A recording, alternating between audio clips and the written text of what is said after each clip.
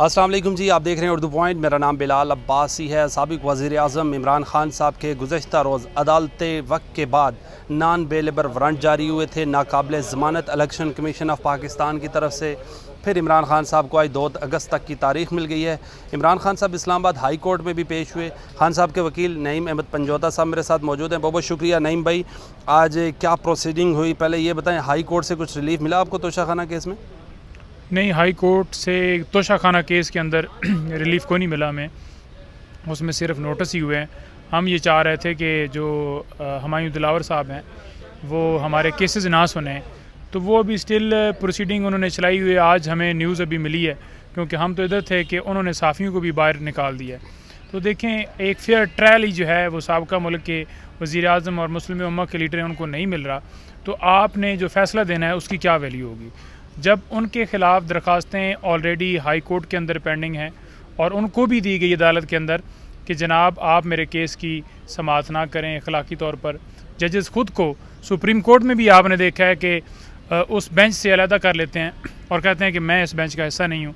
तो यहाँ पर जो समाअत है वो जारी है और फेयर ट्रायल का मौका नहीं दिया जा रहा। उसमें कोई रिलीफ नहीं मिला। और जो था यहाँ पर इलेक्शन कमीशन में, तौहीन इलेक्शन कमीशन, तो वो आपने भी देखा मीडिया के ऊपर जो है वो काफ़ी चीज़ें सर्कुलेट कर रही थी कि खान साहब की गिरफ़्तारी जो है उसके लिए टीमें तश्कील दे दी हैं। तो उसमें बड़ा जो है आज हम पेश हुए हैं जाकर, और खान साहब ने जब हाज़िरी लगाई है तो वो डेफिनेटली जो उनका पेश होना होता है वो बेसिकली वारंट भी यही होता है कि आप उन्हें पकड़ के ले आएँ या उन्हें यहाँ पे आके पेश करें। क्या डिस्कस क्या हुई आज? इलेक्शन कमीशन ने काफ़ी दफ़ा खान साहब को बुलाया और ख़ान साहब के जो वकील थे फैसल चोई साहब थे गालिबन, और वो पीटीआई से अलहदा हो चुके हैं, इस वजह से कोई इशू हुआ? देखें, फैसल चोई साहब जो हैं खान साहब के पहले वकील थे, लेकिन इसमें अब शुएब शाहीन साहब जो हैं वो आ गए हैं, वो उनको एंगेज किया हमने और वो इसमें वकालत जो है करेंगे। लास्ट डेट के ऊपर वकालतनामा दिया गया था शुएब शाहीन साहब की तरफ से, और जो वारंट निकले थे उस डेट के ऊपर वो इसी वजह से निकले थे कि वकील कोई पेश नहीं हुआ। तो वो क्योंकि उनको अथराइज़ नहीं था, तो फैसल चोई साहब ने फिर इस वजह से वो पेश नहीं हुए, तो लिहाजा जब वकालतनामा आया तो रिकॉल कर लिया गया वो ऑर्डर। और जब रिकॉल किया गया तो इस डेट के ऊपर ये समझें कि पहली डेट थी जहाँ पर कोर्ट टाइमिंग के बाद जो है वो वारंट निकाले गए। और आप देख लें कि ये केस पहले समझना ज़रूरी है कि क्या ये वारंट जो निकले थे, ये केस इसके अंदर वारंट निकाले जा सकते थे या नहीं निकाले जा सकते थे। पहला इसका जो है वो मैं कानूनी नुक्ता जो उठाना चाहूँगा उसके अंदर ये है कि ये जो इलेक्शन कमीशन है ये बेसिकली कमीशन है, यानी कि अथॉरिटी है, ये अदालत नहीं है। तौहीन इलेक्शन कमीशन की कार्रवाई इलेक्शन कमीशन जो है वो कर नहीं सकता। तौहीन अदालत की कार्रवाई आपने देखा होगा कि अदालतें करती हैं तौहीन अदालत की कार्रवाई। अब यहाँ पर ये कि तौहीन इलेक्शन में तौहीन अदालत की कार्रवाई हो रही है, तो वो बड़ी एक अजीब सी सूरत हाल हो चुकी है। इसके पास इख्तियार नहीं है। सो मोटो इस केस के अंदर जो लिया गया, तो सो मोटो का भी आपको पता है कि सुप्रीम कोर्ट के पास इख्तियार है, और सो मोटो इस केस के अंदर जो है वो लिया गया कि खान साहब ने मुख्तलिफ़ स्पीचेस की, उसमें जो है वो इलेक्शन कमीशन के ऊपर जो है वो खान साहब ने आज कोई माजरत की ये सेक्रेटरी इलेक्शन कमीशन से जिस पर तौहीन अदालत हुई थी? देखें इलेक्शन कमीशन आज कॉन्टेम्प्ट के हवाले से प्रोसीडिंग्स इस हवाले से नहीं थी कि कोई माजरत करनी थी। आज सिर्फ ये थी कि उनकी हाज़िरी थी, जो वारंट निकले हुए थे वो खारिज करवाने थे। इसके ऊपर जो है क्योंकि वो फ़र्द जुर्म लगाने के चक्कर में आज हमें नज़र आए, हमारे पास तो क्योंकि डॉक्यूमेंट्स ही नहीं थे, और हमने ये डेट मांगी इसलिए कि नेक्स्ट डेट दी जाए ताकि हमारे पास अवेलेबल रिकॉर्ड हो। जो पहला रिकॉर्ड था वो फैसल चोई साहब के पास था, तो फैसल चोई साहब क्योंकि इसके अंदर अब नहीं रहे, और इलेक्शन कमीशन को हमने अप्लाई किया हुआ है, कुछ रिकॉर्ड जो हमें मिला है फैसल चोई साहब से वो मुकम्मल रिकॉर्ड नहीं है, तो इलेक्शन कमीशन को जो अप्लाई किया वहाँ से रिकॉर्ड आएगा तो हम उसके ऊपर आर्गूमेंट्स करेंगे। तो लिहाजा 2 तारीख के लिए एडजन हुआ है। अब इस केस के अंदर गिरफ़्तारी के जो चांस थे वो बिल्कुल ख़त्म हो गए। अब इस केस के अंदर गिरफ़्तार नहीं किया जा सकता। ये जो कार्रवाई चला रही है ये बिल्कुल गैर कानूनी है, इख्तियारात का गलत इस्तेमाल किया जा रहा है। लास्ट डेट के ऊपर चीफ साहब ने रिमार्क्स दिए कि खान साहब ने जो है मेरी जो एहलियाँ उनके बारे में जो है वो बातें की हैं। तो बात यह है कि अगर कोई इस तरह की बात हुई है तो वो आप उसमें डेफामेशन नोटिस भेज सकते हैं। आप ये नहीं कर सकते कि एक आप इलेक्शन कमीशन में ओहदा इस्तेमाल करते हुए आप उस ओहदे को इस्तेमाल करके किसी के ख़िलाफ़ कार्रवाई कर सकते हैं। साइफर के केस में खान साहब के बारे में कहा जा रहा है कि आज की डेट थी 25 जुलाई और इंटीरियर मिनिस्टर ने कहा था कि राना सनाउल्लाह साहब ने कि हम इमरान खान साहब को गिरफ़्तार कर लेंगे। इरफान कादर साहब हैं जो मावन हैं वज़ीर आज़म के, उन्होंने भी कहा खान साहब की गिरफ़्तारी हो जाएगी, ओपन एंड शट केस है। क्या खान साहब जब फ़ैया में पेश होंगे, अगर नहीं पेश होते तो वो गिरफ़्तारी देंगे, क्या होगा? देखें, हाई कोर्ट में हमने इस्तदा की थी कि इंक्वायरी ज्वाइन करने से हमें कोई इशू नहीं है और बिल्कुल जाएंगे, लेकिन जिस तरह से इन्होंने माइंड डिस्क्लोज़ पहले ही कर दिया है। देखें, ये नोटिस पहले जो जारी हुआ था उसमें हम लाहौर हाई कोर्ट में हम गए हुए थे और उस नोटिस को चैलेंज किया हुआ था और उसमें स्टे मिला हुआ था। छुट्टियों के अंदर वो पटिशन फ़िक्स करवाई गई और फ़िक्स करवा के उस नोटिस को उड़वाया गया और उड़वा के आप देख लें कि 24 घंटों के अंदर अंदर ये मीडिया के ऊपर इतनी हाइप क्रिएट की गई इस केस के हवाले से, जो केस बिल्कुल है ही नहीं।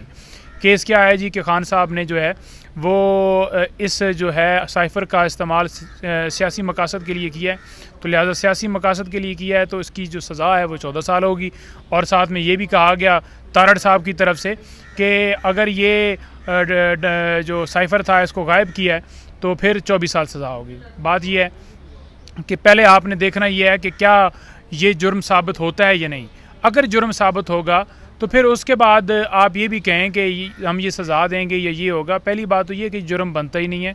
ये एक प्लान करके फ़ौरन 24 घंटों के अंदर अंदर फ़ौरन वो जो है स्टे ख़त्म करवा के और मीडिया के ऊपर ये हाइप क्रिएट करने के लिहाजा अब तोशा खाना में तो आप देख नहीं रहे कि वो हर रोज़ समाअत हो रही, तो शायद वो 2-4 दिन 10 दिन लग जाएं तो साथ में ये जो है वो क्या शुरनाई कहते हैं वो छोड़ दिया है कि अचानक से जो है ना जी कि ये साइफ़र अब हमने बरामद करना है। भाई साइफ़र कहाँ से बरामद करना है? साइफ़र की हमेशा जो है वो ओरिजिनल जो फॉर्म होती है वो फ़ॉरेन ऑफिस में होती है, उसकी कॉपियाँ जो हैं वो डीक्लासीफाइड फॉर्म में आगे जाती हैं और वो वहाँ पे 5 जगहों पे होती हैं। इस वक्त सुप्रीम कोर्ट के अंदर भी कॉपी पड़ी हुई है, तो उसमें आप गायब करने के हवाले से आप खान साहब पर इल्ज़ाम लगा रहे हैं। तो क्या जो वो जितने भी डॉक्यूमेंट्स होते हैं जो वज़ीर आज़म हाउस में होते हैं उसके कस्टोडियन जो होते हैं वो वज़ीर आज़म होते हैं या वहाँ पे जो MS और बाकी जो जितना स्टाफ होता है सेक्रेटरी वो होते हैं। तो लिहाजा ये एक बोगस केस बनाया गया सिर्फ़ और सिर्फ किसी न तरीके से इसमें फंसाने के लिए, गिरफ़्तार करने के लिए।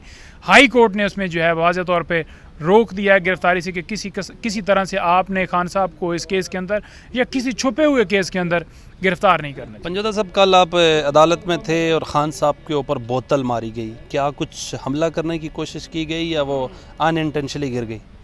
देखें, अदालत के अंदर मौजूद थे, जिस तरह से कल तारड़ साहब आए वहाँ पर, पहले तो मैं उन पर बात करना चाहूँगा कि उनको वो इस केस के अंदर ना तो पार्टी हैं, ना उनको कोई नोटिस हुए हैं, ना वो केस से उनका कोई तल्लक है। ये केस इलेक्शन कमीशन और इमरान खान का है। इमरान खान की लीगल टीम मौजूद होगी, लेकिन ये वहाँ पर क्या कर रहे थे? सुबह एक मैसेज चलाया गया जिसके ज़रिए वकला लाए गए और भी मे भी लोग हों, हमने तो नहीं, हम तो किसी को नहीं पहचानते जो उनके साथ थे। 1-2 जो लॉयर्स इस्लामाबाद में नून लीग के हैं उनको हम पहचानते हैं।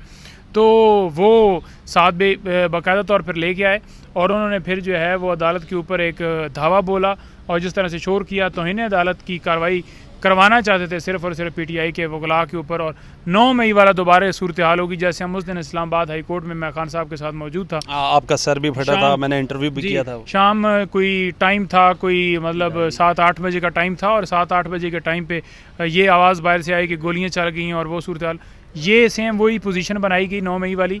और आप देख लें कि वो 12 मई हाँ 12 मई जी 12 मई, लेकिन 9 मई जो है वो भी वाकई इसी तरह से, उस दिन भी खान साहब के साथ थे तो उस दिन भी इसी तरह से किया गया कि अचानक से जो है धावा बोला गया।